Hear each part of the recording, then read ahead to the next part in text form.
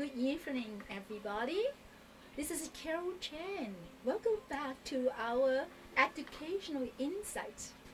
Today we have a privilege to have our distinguished guest, Mr. David Cohen. He is one of the councillor of the town Richmond Hill. It's Ward 3, right?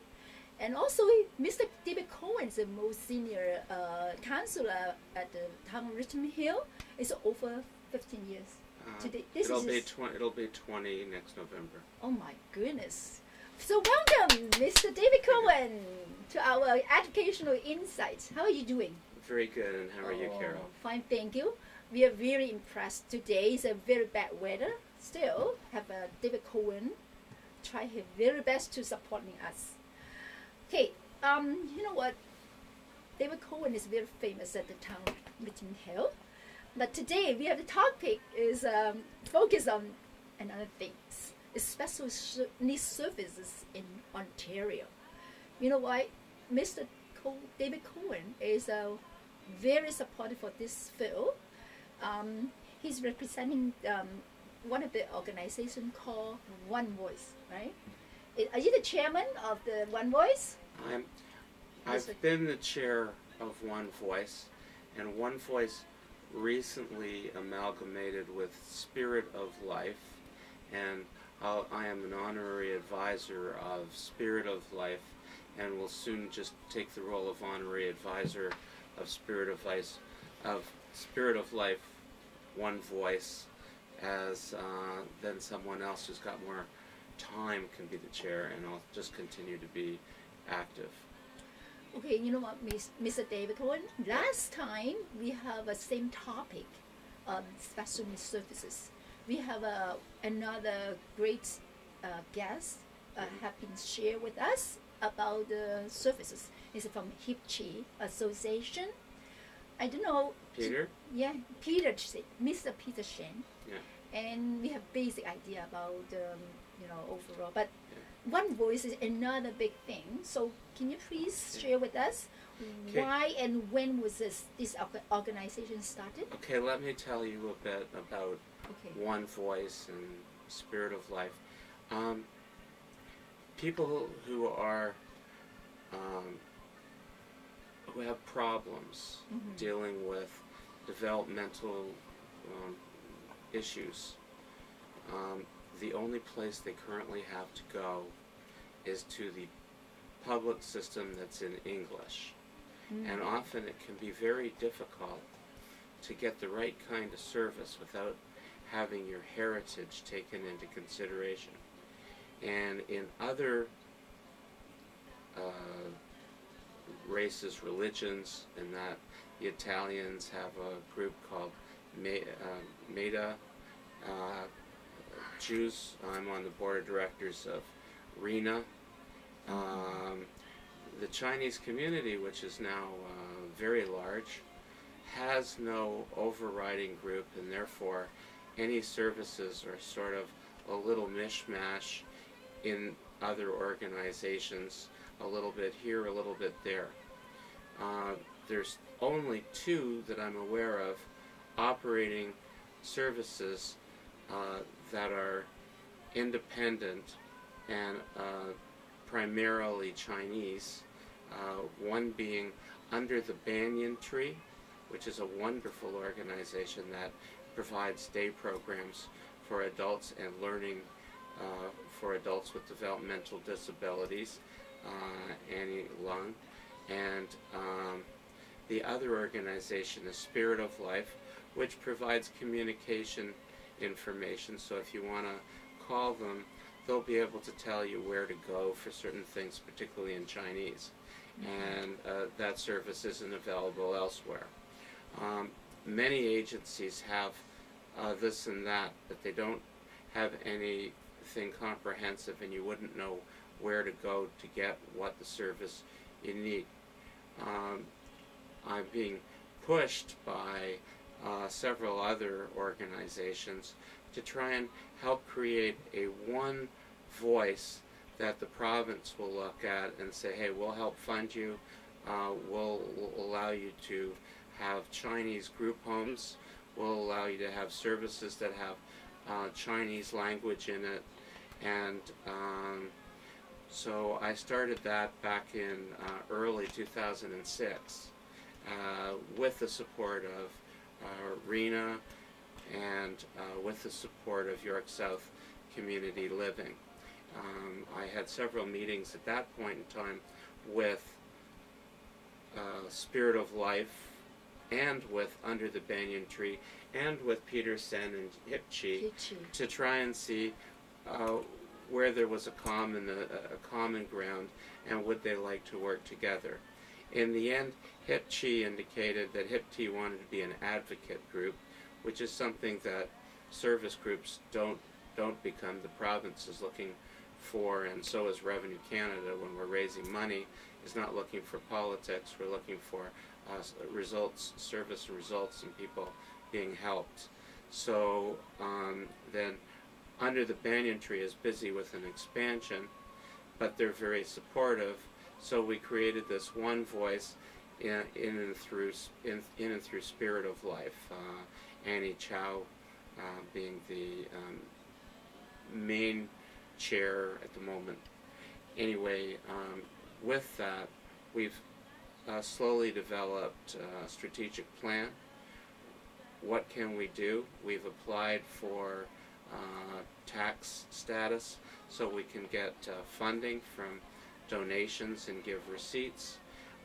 We're looking at what project can we do to get ourselves going, and what we're really hoping for is that by having one group, that the province will see that there's a Chinese heritage group dealing with special needs and begin to promote it by funding it and providing the kind of funding that's necessary so that ultimately from the time you find you have a problem with your child when they're very young, but your child speaks Chinese and there's no way that a normal Western doctor or whatever is going to be able to answer questions and observe properly through this loss. We're hoping that by having something like this, that we will start to pull in the programs that have already taken place in other organizations. So there's a group home here and a group home there, and other things, and create our own. And we know that there's a tremendous need for service in the community. So we know that there's a lot of people who may even be watching this show who have people and they don't really know what to do. And we want to be able to have people know they can come to us and that we're going to help them through the process. Now that doesn't eliminate the fact that there's huge wait lists for everything there, but we will understand your background, where are you coming from, and that may better able to help you and your family in dealing with special needs issues, dealing with things like autism and other handicaps or disabilities related to your intellect. Okay, actually, your target group is individual, like special needs, or the kind of organization, agencies? Oh, our target group is to provide services such for Peter Sen and his group, for everyone else in the community and their group who need services and would prefer to have Chinese culture mixed in. As you're aware, we'll service anybody, whether they're Chinese or not, but right now there's no alternative for Chinese services. Thank you so much, David. This is our privilege to have you for us, because you really supported our Chinese community. We need something like Winner. Winner is a very popular kind of service for the special needs. It's Jewish, right? So we have one day for our Chinese community, we have a kind of services.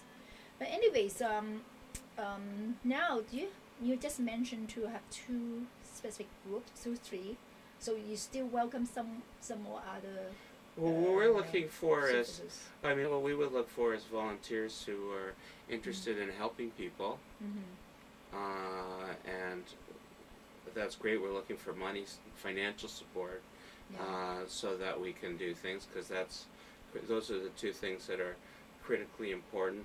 And we're looking for awareness which is why I guess I'm here today, so that people know and have heard of who we are and what we're trying to do. I think that if you have somebody who's close to you, and you've had problems in dealing in English, there's a lot of problems with dealing in English. By the way, I'm a father of an autistic girl named Laura. Yeah. Laura's close to 22 now, and I'm not looking for services myself. Laura's well placed, but I do understand. I do understand, and I did go through, and I was born in Canada, so I was born speaking English, that it's very difficult to get the right diagnosis, even speaking English and describing everything in English from birth when you're talking to doctors who talk in special language. So when your English is not as good as mine was, and nor my wife's, it can be even more difficult. And sometimes the children speak Chinese, sometimes they speak English, Cantonese and Mandarin, but there's all sorts of issues that come from autism and other such disabilities.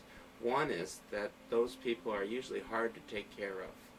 And so then the family, the husband comes home at night. I'm not trying to say woman word, and I'm not trying to dispel feminism or anything, but husband comes home at night, the mother's been taking care of the child's been very difficult, she's not too happy, husband's not too happy, and the next thing you can have family breakdown.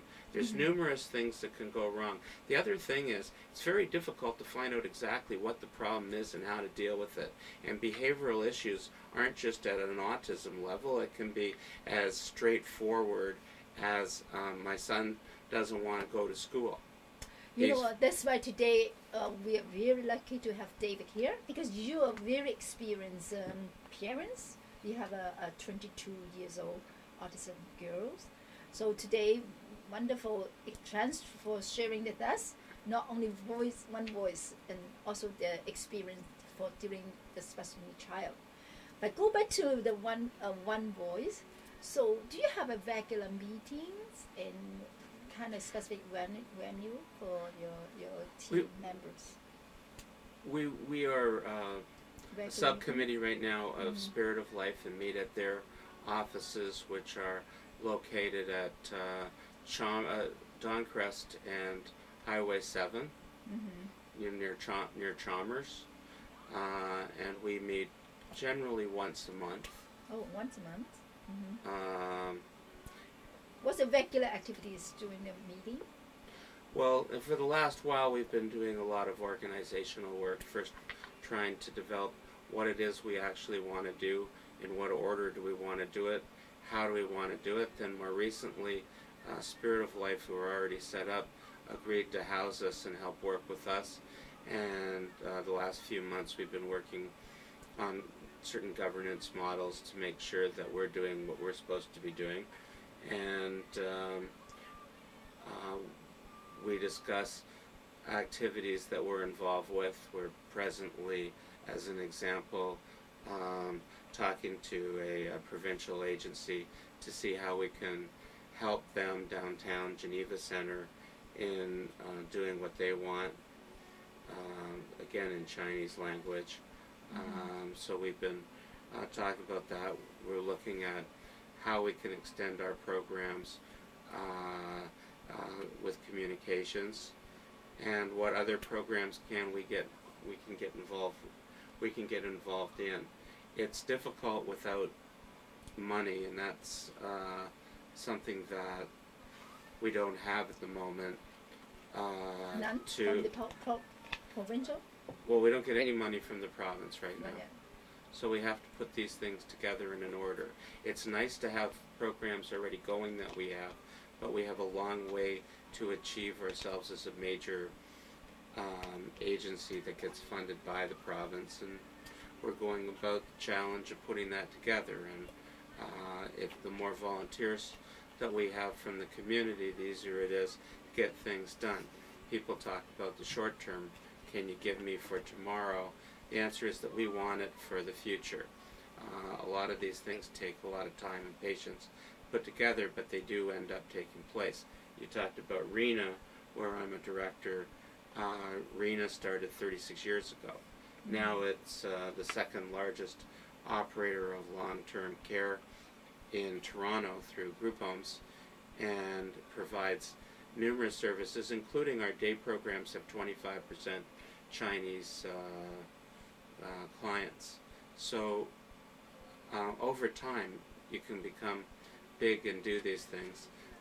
We need to take baby steps until we have the right financial supports. We do have the luxury of having wonderful partners waiting to help us through our programs through the other communities. So do you collect the membership fee for, how do you survive without, right now without any penny from the province? So far, a couple of agencies have helped us, but we're not, as one voice, we're not actually operating anything, so we're not spending any money. Do you Spirit have an of office? Life, yes, we have an office again, through Spirit of Life. Okay. And Spirit of Life is at. This is funding by government. No, Spirit of Life is being funded in part through Trillium grants, and partly through donations. Oh, okay. So, for your long-term goal, is it your one voice? The one voice the function of one voice is for asking the province. The function for the long haul would be that the province would already be a partner and consider us to be a funding agency, and that a place that if you wanted Chinese heritage services to help you deal with your family member who has a behavioral or intellectual disability, that you would come to us and that we would have a program that was able to help you depending on what issue you have. That means kind of the role of the consultant or the frontline service. Well, it would be a frontline service. It would be the entire spectrum of services for people with disabilities. Like under the banyan tree kind of services? Well, under the banyan tree, yes, but we would probably say under the banyan tree, we would probably send you to under the banyan tree, because under banyan tree does good work. So we would be promoting expanding under the banyan tree and making it large and vibrant. They're wonderful. So we wouldn't be taking under the banyan tree over. We would just be working with them and say, here's a program for you. And we would try and make sure there's programs and that people can get services understanding Chinese culture and language, and in all areas. So we would become, people now are going to mainstream agencies and seeing that they do this or do that. Well, we would sort of be a one shop that does all. We would be able to do everything to help you, but again have that variable there that we can speak languages other than English, and that we can provide and find you services saying that are other than that. We do believe we'll then have the support of other agencies who would find it much more efficient to have one agency providing these services than a small chunk here and a small chunk there. And every time one of those other agencies provides a small chunk, it takes them a tremendous amount of work because they don't understand the Chinese. This agency would. That's very meaningful. Actually, just in case that the government starts to support your program, one was, what's the plan for the target group? Is it from preschool to adult? What is the target age group? It's from the time that you notice that there's a problem till you die. Oh, wonderful. Not you die. It's to a the long person. lifetime. It's a long lifetime. Wonderful. So, because of right now, school boards provide quite a good service for the preschooler to 21 years old. I So don't how think about they do with after autism. 21? Yeah, I'm not convinced they do in certain areas of behavioral services and disabilities. I think the school boards provide some service That's where you're seeing a lot of people complaining that the province isn't providing adequate funding. And in a lot of cases, there's a lot of people who just don't get appropriate services who have behavioral problems. And the school boards are better than they once were, but are in no way handling all problems of people with developmental disabilities or behavioral disabilities, as I talk about. This is a huge issue. Yeah, I think they have the limited of funding. They have, the services for providing right now. Well, and speaking not as the one voice person, but speaking as more of a parent. There's not enough money spent in Ontario per capita on people with special needs, and we have huge wait lists in York Region. York Support Services could talk to you about wait lists of over 1,000 people. Especially after 21 years old, is it right? No, I know there's a long waiting list for but there's wait lists at all levels. I know. So I think that that things are getting better than they once were, but there's still long wait lists for everything. Yeah, I know that David, you have a 22 daughter with special needs. May I know after 21 years old, I know they have to go to another stage of service. Okay, well, my daughter is representative of my daughter. She's not representative of all people with autism or anything like that. My daughter was in a children's group home and was in a school program. At 21, she's no longer qualifies for the school program during the day. She's now in a day program funded by the province where she learns things during the day. She's severely disabled and needs constant supervision. And she moved from a children's group home to an adult group home in accordance with the change of the system. Up until 21, you're under a different system than when you're over 21. So you can't stay in the same group home because they have children's group homes and adult group homes. Anyway, she's an adult program and actually very happy in it, and I have no complaints about the service that she gets from the province. You know what, you're so lucky to get kind of services, but not everyone know how to apply kind of services ahead of This is what I'm talking about with wait lists. Yeah. Laura has been in a group home since she was 11, and probably qualified a lot because my wife Shirley had died of breast cancer when she was 9, and I was a single parent father, and they felt probably that she could provide, that they could get better care. She has gotten great care in her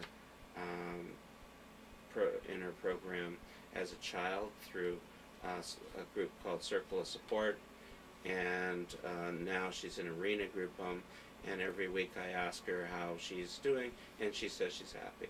So wonderful. So how many years ahead we have applied the kind of services? Well, I don't know. I mean, it's been a long time since I applied. I know there's long wait lists, and I know there's a lot of people who need group homes. I also know that if you needed a Chinese group home, there's only 1 or 2.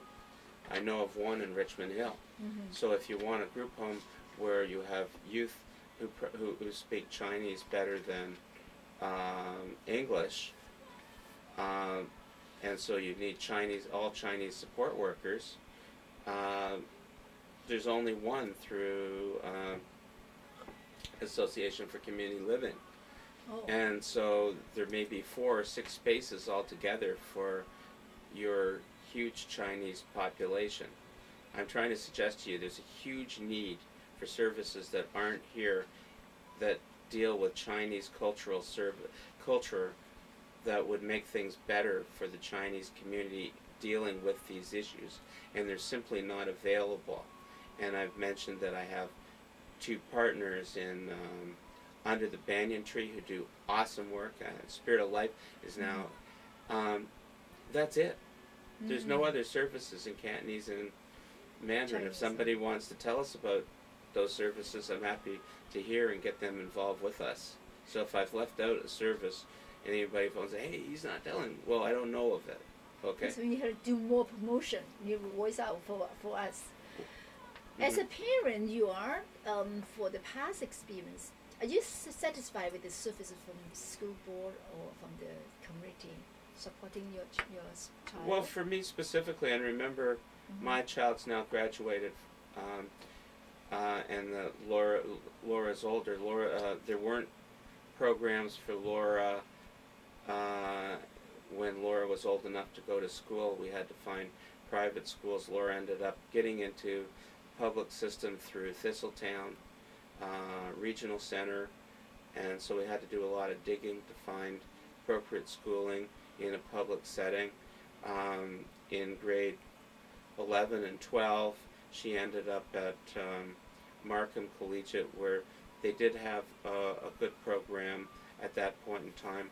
I think the programs lacked the additional supports that she was getting at Thistletown, lacked the behavioral services.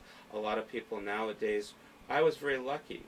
I mean, if people want the services, they got to pay for them, and I don't know why they have to pay for services.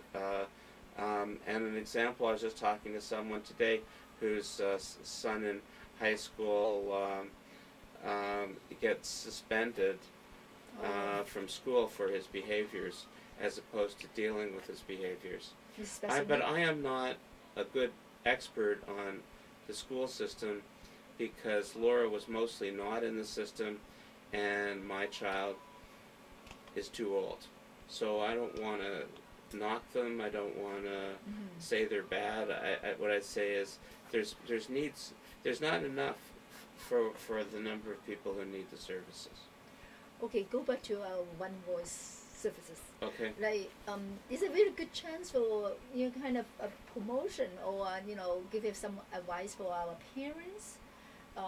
What's the expectation for support from our the community or school board through this program? You can voice out. Well, what I'm hoping is that one voice. Okay, the province doesn't like to fund in the Chinese community, and I don't know if you notice it, but say it comes to new immigrant services.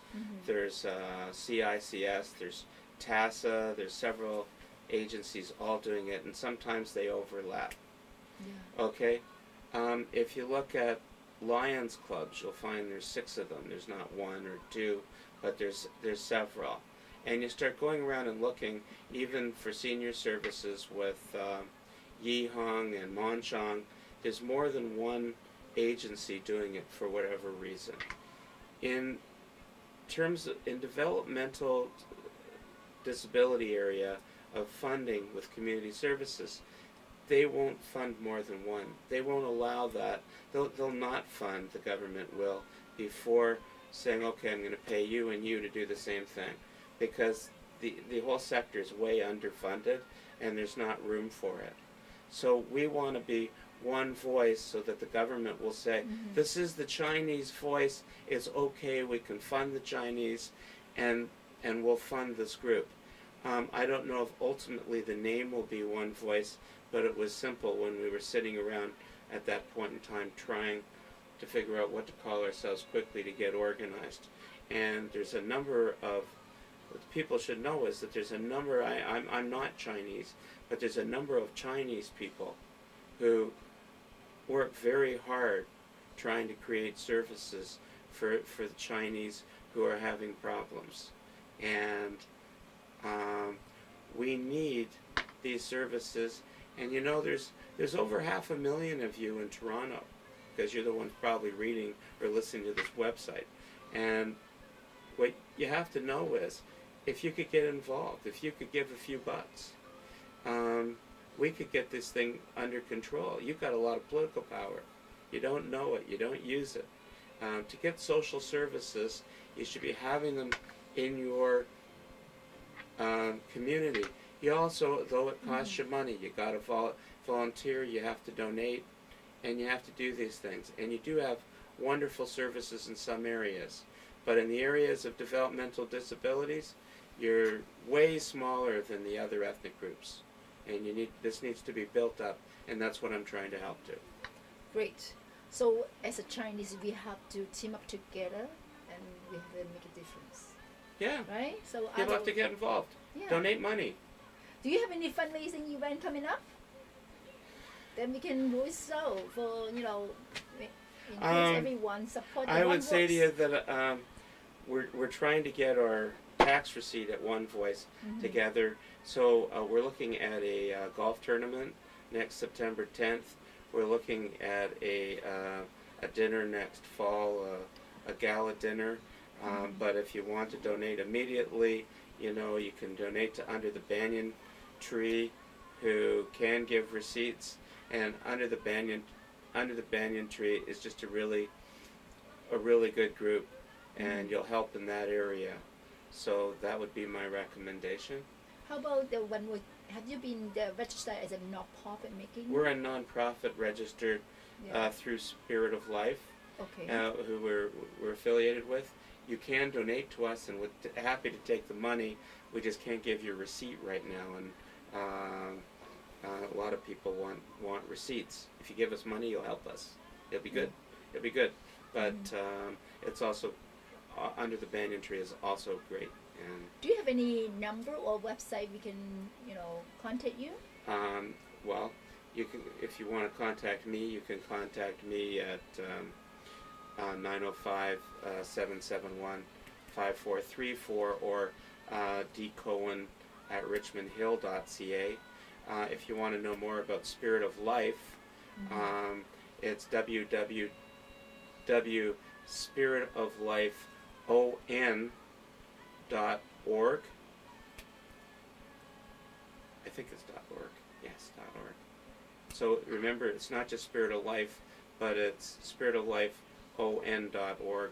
Or if you Google, put Spirit of Life and Autism as the two keywords, and it'll find it. If you throw autism after Spirit of Life, because I did that yesterday. Okay. David, thank you so much. This is our privilege to have you here. Well, thank you for so much thing for us. Thank you for allowing me to talk about One Voice and what the needs are, and thank you for your time. Yeah, I hope the next time you share about the issue of tongue. Okay. Of Richmond Hill or coming up event. Thank you, and see you next time. Okay, thank you.